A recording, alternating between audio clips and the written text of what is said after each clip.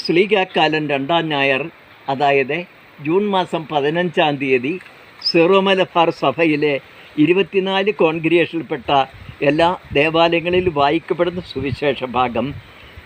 അന്നേ ദിവസം പരിശുദ്ധ ത്രിത്വത്തിൻ്റെ തിരുനാളാണ്. അന്ന് മുതലാണ് സാധാരണയുള്ള കർത്താവിൻ്റെ മാലാഖ എന്ന ജപം ചൊല്ലിത്തുടങ്ങുന്നത്. പാപിനിക്ക് മോചനം. ഫരിസേയരിലൊരുവൻ തന്നോടൊത്ത് ഭക്ഷണം കഴിക്കാൻ അവനെ ക്ഷണിച്ചു. യേശു അവൻ്റെ വീട്ടിൽ പ്രവേശിച്ച് ഭക്ഷണത്തിനിരുന്നു. അപ്പോൾ ആ പട്ടണത്തിലെ പാപിനിയായ ഒരുവൾ ഫരിസേയൻ്റെ വീട്ടിൽ ഭക്ഷണത്തിനിരിക്കുന്നു എന്നറിഞ്ഞ് ഒരു വെൺകൽ ഭരണി നിറയെ സുഗന്ധ തൈലവുമായി അവിടെ വന്നു. അവൾ അവൻ്റെ പിന്നിൽ പാദത്തിനരികെ കരഞ്ഞുകൊണ്ട് നിന്നു. കണ്ണീരുകൊണ്ടവൾ അവൻ്റെ പാദങ്ങൾ കഴുകുകയും തലമുടി കൊണ്ട് തുടയ്ക്കുകയും ചുംബിക്കുകയും സുഗന്ധതൈലം പൂശുകയും ചെയ്തു.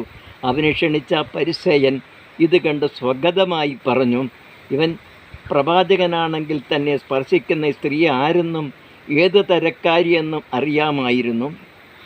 ഇവൾ ഒരു പാപിനിയാണല്ലോ. യേശു അവനോട് പറഞ്ഞു, ശിമോനെ, എനിക്ക് നിന്നോട് കാര്യം പറയാനുണ്ട്. ഗുരു അരുളി ചെയ്താൽ എന്ന് അവൻ പറഞ്ഞു. ഒരു ഉത്തമർണന് 2 കടക്കാരുണ്ടായിരുന്നു. ഒരുവൻ 500 മറ്റവൻ 50 ദനാറ കടപ്പെട്ടിരുന്നു. വീട്ടാൻ കഴിവില്ലാത്തതുകൊണ്ട് എളിയവർക്കും അവൻ ഇളച്ചു കൊടുത്തു. ആ 2 പേരിൽ ആരാണ് അവനെ കൂടുതൽ സ്നേഹിക്കുക? ശിമോൻ മറുപടി പറഞ്ഞു, ആർക്കവൻ കൂടുതൽ ഇളവ് ചെയ്തോ അവൻ എന്ന് വിചാരിക്കുന്നു. അവൻ പറഞ്ഞു, നീ ശരിയായി തന്നെ വിധിച്ചു.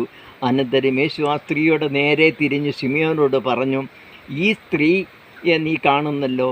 ഞാൻ നിൻ്റെ വീട്ടിൽ വന്നു കാല് കഴുകാൻ എനിക്ക് വെള്ളം തന്നില്ല. എന്നാൽ ഇവൾ കണ്ണീരുകൊണ്ട് എൻ്റെ കാല് കഴുകുകയും തലമുടി കൊണ്ട് തുടയ്ക്കുകയും ചെയ്തു. നീ എനിക്ക് ചുംബനം തന്നില്ല. എന്നാൽ ഞാനിവിടെ പ്രവേശിച്ചതു മുതൽ എൻ്റെ പാദങ്ങൾ ചുംബിക്കുന്നതിൽ നിന്നും ഇവൾ വിരമിച്ചിട്ടില്ല. നീ എൻ്റെ തലയിൽ തൈലം പൂശിയില്ല. ഇവളോ എൻ്റെ പാദങ്ങളിൽ സുഗന്ധ തൈലം പൂശിയിരിക്കുന്നു.